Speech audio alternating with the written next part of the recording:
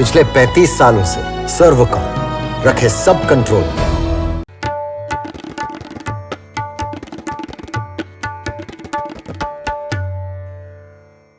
नमस्कार, the red mic की इस प्रस्तुति में आपका स्वागत है और ये इलेक्शंस 24 की द रेड माइक इलेक्शन यात्रा है और वो हमको लेकर के आई है डिम्पल यादव जी सांसद के पास। आपका बहुत बहुत स्वागत द रेड माइक में। मीडिया जगत का सबसे नया स्टार्टअप उसमें हम आपका स्वागत करना चाहते हैं।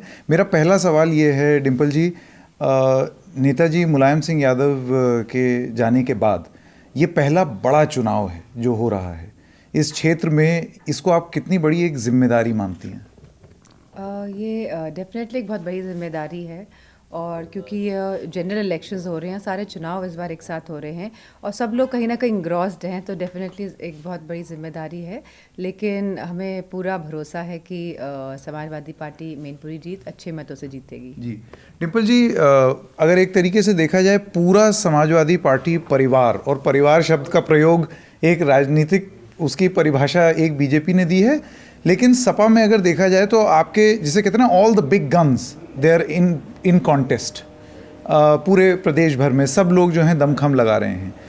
कांग्रेस पार्टी में लेकिन ऐसा नहीं हुआ और आज जाकर के घोषणा हुई कि राहुल गांधी रायबरेली से चुनाव लड़ेंगे, लेकिन प्रियंका गांधी नहीं लड़ी।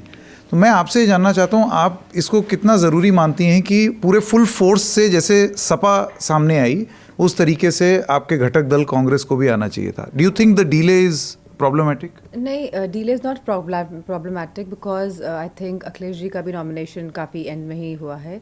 तो ये तो पार्टी डिसाइड करती है कि कौन नॉमिनेशन किस टाइम पे और कब करेगा, तो उनकी अपनी स्ट्रैटेजी होती है किसी ना किसी तरह की, एंड आई बिलीव उसी स्ट्रैटेजी के तहत ही ये अनाउंस हुआ होगा।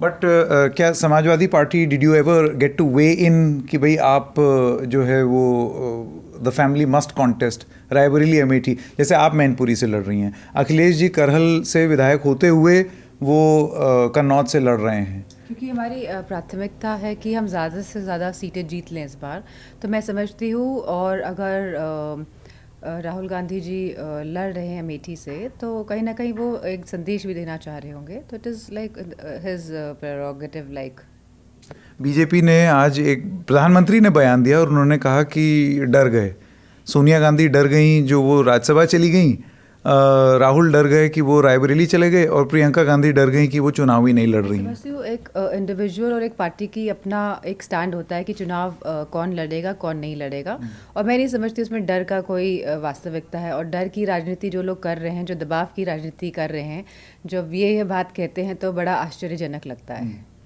अब मैनपुरी की बात करते हैं। यहाँ पर अभी एक रैली हुई भारतीय जनता पार्टी की और बहुत लंबी कतार बुलडोज़र्स की सड़क पर ले करके भारतीय जनता पार्टी उतरी। इसी मैनपुरी और इसी इलाके में अमित शाह भी आ चुके हैं, योगी आदित्यनाथ भी आ चुके हैं, और मैं समझता हूँ कि शायद 5 तारीख को प्रधानमंत्री इटावा आने वाले हैं, जबकि वो दूसरे फेज़ में है।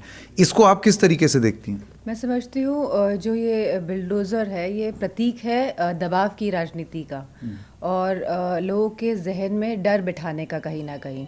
और जिस तरह का प्रदर्शन जो रोड शो में हुआ है, मैं नहीं समझती हूँ कि एक लोकतंत्र में कभी भी इस तरह की झांकियाँ देखने को मिली है, जैसे देखने के लिए हमें इधर मैनपुरी में मिली थी। लेकिन मैनपुरी के लोग जागरूक हैं, उस बात को समझ रहे हैं और इनकी नकारात्मक राजनीति को इस बार नकारने का काम करेंगे। आपको लगता है कि ये एक झांकी इस तरीके की है जो कि किस चीज़ का प्रतीक बन गया है ये झांकी? मैंने बताया आपको कि ये डर और दबाव का प्रतीक बन रहा है, और कहीं ना कहीं इस दबाव के कारण और डर के कारण जो ये क्रिएट कर रहे हैं, और जैसे हमने देखा है कि ED, CBI, GST, income tax officers के माध्यम में सभी समाज के लोगों को इस दबाव का शिकार होना पड़ा है। और कहीं ना कहीं ये दबाव की राजनीति जो खेल रहे हैं ये लोग, ये लोकतंत्र को कहीं ना कहीं नुकसान पहुंचाने का काम कर रही है। डिम्पल जी, आप लोगों के बीच में घूमती हैं, आप उनसे बात कर रही हैं। प्रधानमंत्री ने जब बयान दिया और उसके बाद बीजेपी फॉलोड इट अप, ऐसा नहीं है कि उन्होंने दे करके, वो पूरे बीजेपी की तरफ से घुसपैठिए मुसलमान संपत्ति लेकर के मुसलमानों को दे देंगे, इस चीज़ के बारे में बातचीत हो रही है। अगर बीजेपी में इतनी ताकत है तो देश के 5 चुनिंदा सबसे बड़े उद्योगपतियों की संपत्ति ये लोग ले, और पूरे जितनी भी गरीबी है देश की, मैं समझती हूँ आज वो ख़त्म हो सकती है अगर ये हैंडफुल ऑफ जो बहुत ही बड़े लोग हैं इनकी संपत्ति लेके अगर इन पे हिम्मत है तो बांट दीजिए आप। लेकिन ये जो बयान था प्रधानमंत्री का, जिससे आई बिलीव एक क्यू मिल गया बीजेपी को। आप देखिए सब नेता अब वही बात बोल रहे हैं। Do you feel this is a narrative of fear? अगर सभी समाज चाहते हैं कि तरक्की हो, अगर सभी वर्ग चाहते हैं कि तरक्की हो, तो मैं समझती हूँ कि बीजेपी को ये चैलेंज स्वीकार कर लेना चाहिए कि 5 बड़े पूंजीपतियों की संपत्ति ये ले और सब में बांट दें। डिम्पल जी, नैरेटिव ऑफ फियर की मैं बात कर रहा हूँ। देखिए विपक्ष की तरफ से ये बोला गया कि 400 पार का नारा ही इसलिए दिया जा रहा है कि संविधान बदल देंगे और पिछड़े लोगों का आरक्षण खत्म कर देंगे। उधर से एक नैरेटिव ऑफ फियर ये है कि संपत्ति मुसलमानों को दे देंगे। आपको लगता है ये चुनाव जो है वो अपने काम के बजाय खाली जो पिछले 10 साल में जो ये दबाव की राजनीति की जो स्थापना हुई है हमारे पूरे देश भर में, और ये सबसे मतलब देश से प्रदेश और प्रदेश से हमारे नीचे तबके तक जहाँ तक पहुँची है, गांव-गांव में हमारे प्रधानों के पास, हमारे पूर्व प्रधान, जिला पंचायत सदस्यों के पास, कहीं ना कहीं लोग इस बात को समझ रहे हैं कि दबाव की राजनीति का प्रयोग लगातार ये सरकार और भाजपा की मानसिकता वाले लोग कर रहे हैं। और अब इस दबाव की राजनीति से लोकतंत्र को अगर बचाना है तो डेफिनेटली इन लोगों को हटाना पड़ेगा। डिम्पल जी, आपको ऐसा क्यों लगता है कि Samajwadi party in subsequent elections has increased it's vote share? तो ये तो एक ट्रेंड दिख रहा है। इनफैक्ट यूपी में अगर आप बात करें तो दिस बीजेपी, दिस एसपी, वो बहुत क्लियर हो गया है। मल्टीपोलर कॉन्टेस्ट की वजह है अब ये हो गया। लेकिन फिर भी इलेक्टोरल सक्सेस उस तरीके से नहीं मिली है समाजवादी पार्टी को पोस्ट द गवर्नमेंट। तो ये क्यों हो रहा है आपके हिसाब से? आई थिंक सो कहीं पे जो बीजेपी वाले जो माइक्रो मैनेजमेंट कर ले जाते हैं इलेक्शंस टाइम पे, तो वहाँ पे कमी है। लेकिन इस बार वो कमी भी हम पूरी कोशिश कर रहे हैं कि ना रहे। अब मैं आपसे एक सवाल पूछना चाहता हूँ और वो है परिवारवाद का। आप जानती हैं समाजवादी पार्टी पर तो ये आरोप लगता ही रहता है बीजेपी की तरफ से। जो बृजभूषण शरण सिंह हैं उनको सीट ना दे करके उनके बेटे को सीट दी है। और हम जानते हैं इससे पहले भी जब रेसलर्स प्रोटेस्ट कर रही थी तो वहाँ पर ये बोला गया कि दबदबा है, दबदबा रहेगा। परिवार के एक और जन जो हैं वो हेड बन गए। इस डिसीजन को आप कैसे देखती हैं? इस डिसीजन के साथ साथ, क्योंकि ये परिवारवाद की जो बात करते हैं ये लोग, और अगर हम इनकी पूरी 10 साल की कार्यशैली को उठा के देखेंगे तो उन्होंने किसी ना किसी राज्य में परिवार वालों के साथ ही गठबंधन किया है और सरकार में रहे हैं। तो लगातार इस तरह की प्रणाली सामने आई है और लगातार इनका गठबंधन हमेशा परिवार वालों के साथ ही रहा है। और मैं समझती हूँ कि ये दुगली बातें करते हैं, क्या कहते हैं उसको, जो डबल दोगुली बातें करते हैं। They are the coin with double face. एक तरफ कुछ दिखाते हैं और एक तरफ कुछ करते हैं। अब मैं ये सवाल पूछना चाहता हूँ कि 2 चरण हो गए हैं, तीसरा होने जा रहा है।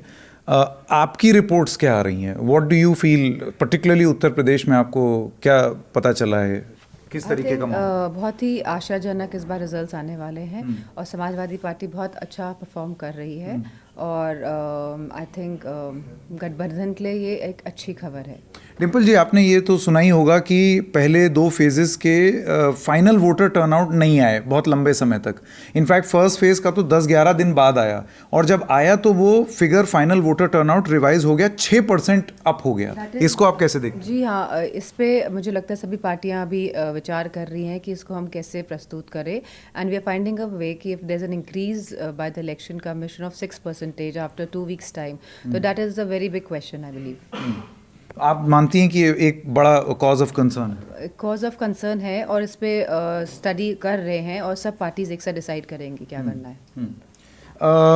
एक सवाल उत्तर प्रदेश के संदर्भ में ये है कि तमाम लोग, और एक छवि इस तरीके की बन गई है कि योगी आदित्यनाथ जो हैं उन्होंने लॉ एंड ऑर्डर इम्प्रूव कर दिया है।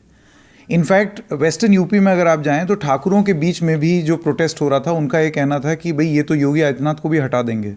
तो उनका गुस्सा योगी से नहीं था, उनका गुस्सा सेंटर से था। आप इसको किस तरीके से देखती हैं?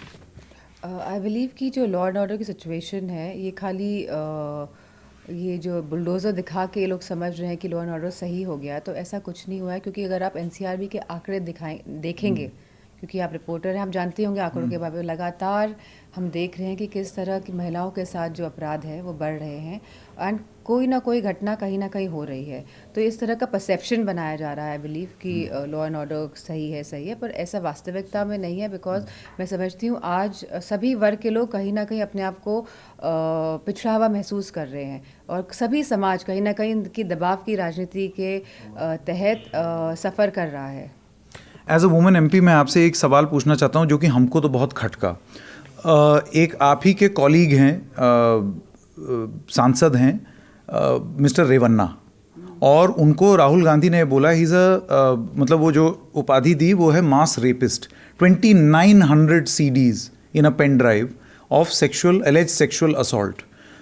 उसके बाद भी वो जेडीएस के साथ गठबंधन में बीजेपी के साथ चुनाव लड़े और अब वो देश में भी नहीं है। और बीजेपी ने पहले उनके खिलाफ प्रदर्शन किया था, लेकिन उसके बाद फिर ये चुनाव भी लड़े। How do you look at this? या क्या इसको आप गंभीर मानती हैं?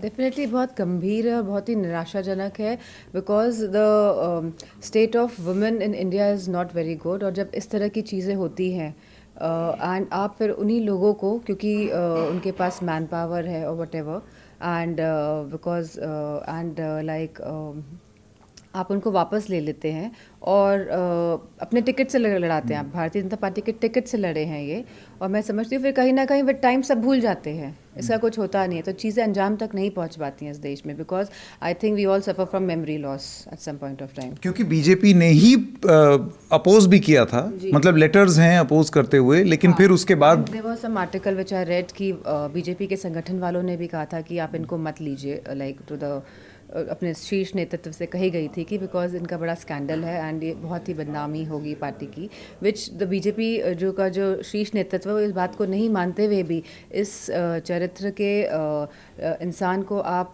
ने एमपी का टिकट दिया, ये अपने आप में बीजेपी पे बहुत बड़ा प्रश्न उठाता है। मैं usually I refrain from asking personal questions because you are a public figure, लेकिन एक चीज़ जो देखने में आई है, मुझको तस्वीरें भी दिखाई, there seems to be a new political kid on the block. आपके लिए आपकी बेटी जो हैं वो सामने आकर के मैनपुरी में कैंपेनिंग कर रही हैं। आई बिलीव लोगों से, क्योंकि हमने बात की, वो उनको अच्छा भी लगा सुन करके। Are we looking at the latest entrant in politics from this table?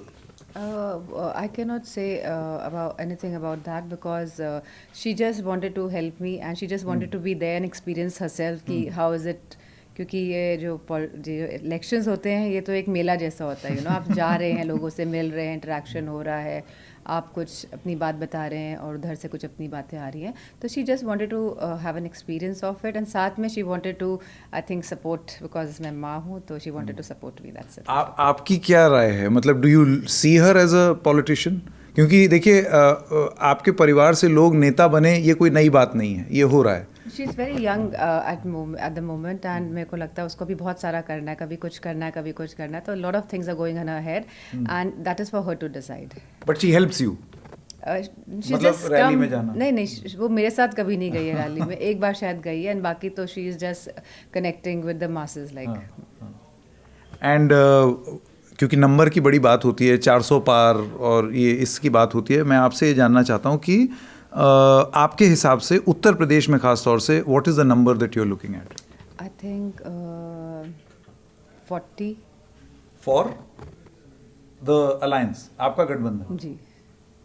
तो मतलब 40 आपका गठबंधन हो जाएगा। And what are the key strength areas आपके हिसाब से? फॉर इंस्टेंस यूपी चुनाव में ईस्ट यूपी में बहुत अच्छा परफॉर्म किया था एसपी ने, आपको लगता है कि वो रिटेन करेंगे आप? नहीं, हम लोग डेफिनेटली रिटेन करेंगे, क्योंकि इस चुनाव में परिस्थितियाँ एकदम अलग हैं एंड लोगों में कहीं ना कहीं ये विश्वास अब होते जा रहा है कि 10 साल का जो कार्यकाल जो गुजरा है उसमें कहीं ना कहीं बहुत सारी कमी और कहीं ना कहीं बहुत सारी दिक्कतें लोगों को सामना करनी पड़ रही हैं एंड जिस तरह महंगाई बढ़ रही है तो लोगों को अपने बजट घर के कैलकुलेशन में बहुत डिफ़िकल्टी हो रही है एंड काफ़ी सारी चीज़ें डिटोरिएट हुई हैं, तो कहीं ना कहीं आई बिलीव कि people are going to vote for India bloc. Okay, Dimple ji, all the best for your contest और हमें समय देने के लिए बहुत बहुत धन्यवाद। Thank you very much. Thank you.